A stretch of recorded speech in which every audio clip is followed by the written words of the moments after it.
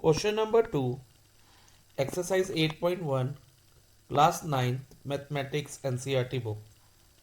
If the diagonals of a parallelogram are equal, then show that it is a rectangle.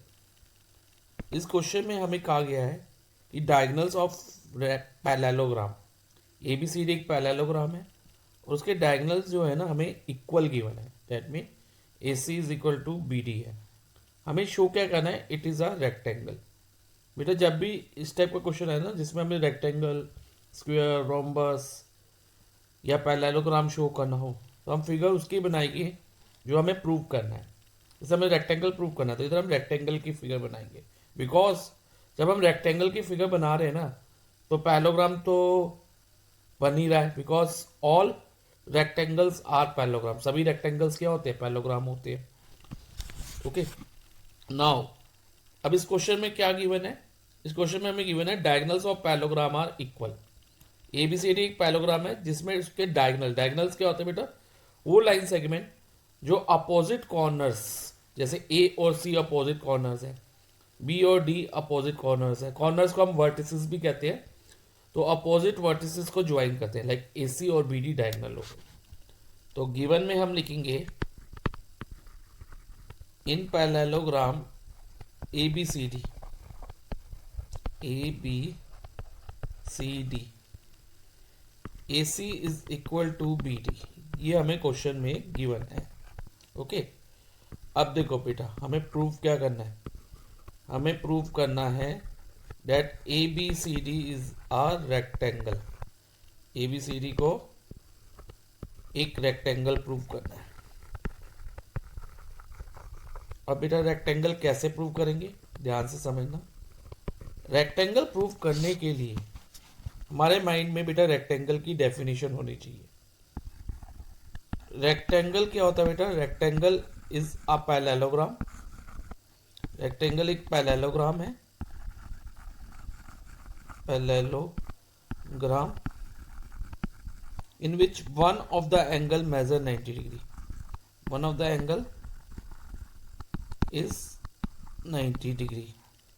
ये इसकी condition है।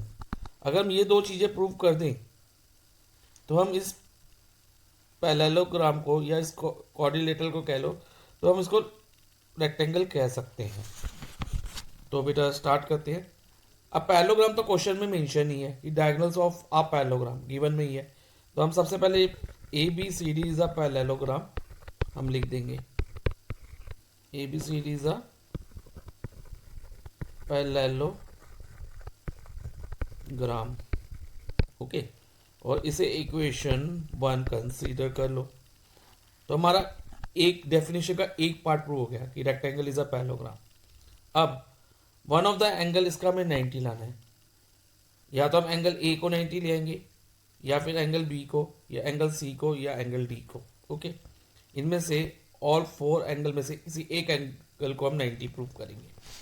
तो उसके लिए बेटा अब एंगल बी कौन से ट्रायंगल का पार्ट है, ध्यान से समझना बच्चे। ट्रायंगल ए बी सी का पार्ट है, ए बी सी का। एंगल बी की बात कर रहा हूँ, ये एंगल बी देखो बेटा, ठीक है, इसका पार्ट है ट्रायंगल ए बी सी का। और एंगल सी कौन किसका पार्ट है, ट्रायंगल डी सी बी का। ठीक है, तो हम दो ट्रायंगल कौन से लेंगे, एक तो लेंगे ए बी सी और दूसरा लेंगे triangle D C B. D C B, A B C and D C B, इन दोनों ट्रायंगल को कॉन्ग्रुएंट प्रूव करेंगे। और फिर सी पी सी टी से angle B equal to angle C आ जाएगा। उसके बाद 90 कैसा आएगा, उसके बाद then I will tell you. एक बार angle B equal to angle C ले आते हैं, तो हम लिखेंगे in triangle A B C and triangle D C B. देखो बेटा ऑर्डर ध्यान रखना, जैसे ए बी सी ऐसे आ रहा है तो डी सी बी आपका ऐसे आएगा। देखो इस तरह से, इस डायरेक्शन से और इस डायरेक्शन से।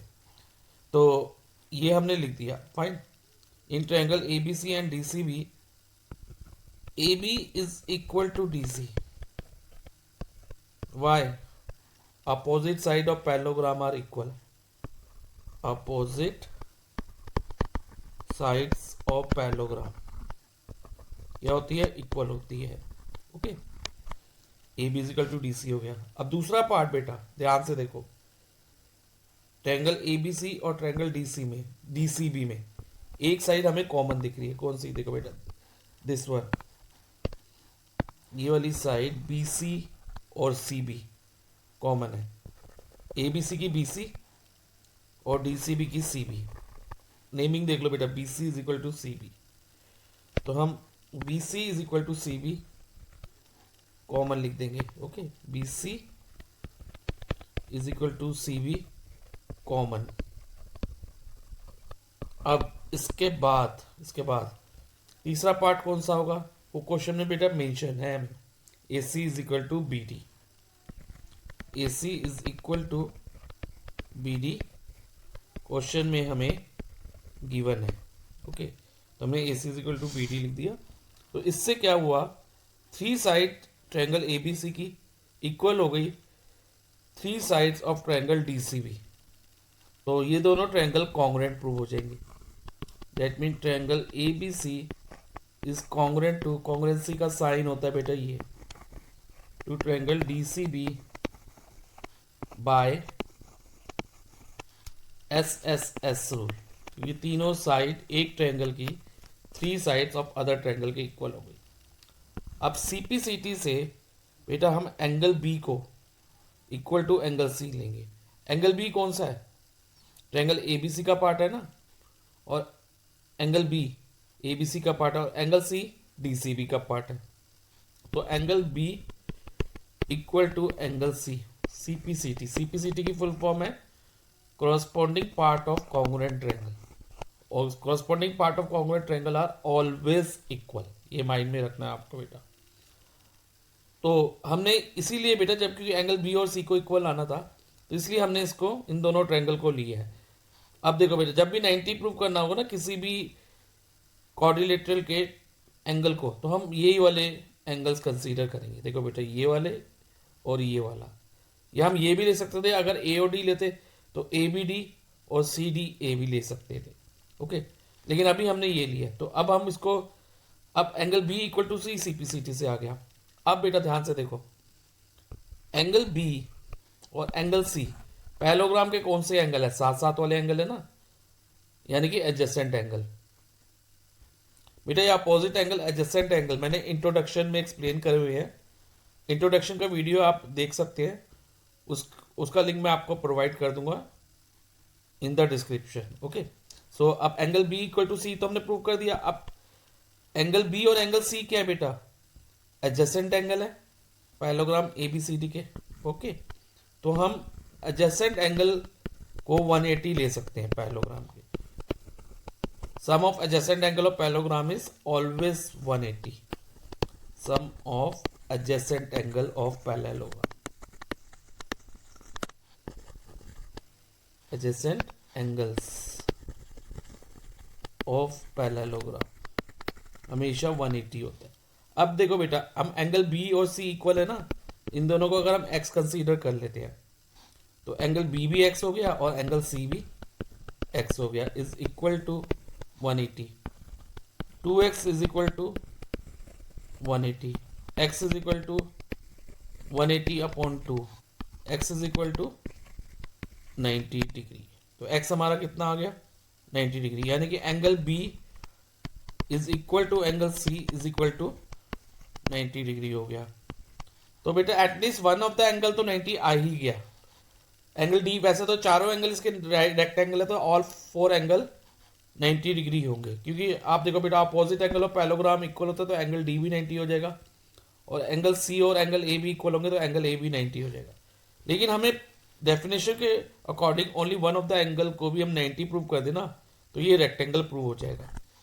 तो हम इसे इक्वेशन 2 मान लेते हैं। तो from equation 1 and 2 it is a parallelogram with one और मोर एंगल, वन और मोर भी आप कह सकते हैं, वन और more angle as 90 degree. From 1 and 2 हम कह सकते हैं कि A B C D is a rectangle. So इस तरह से बेटा क्वेश्चन 2 हमारा कंप्लीट हो गया।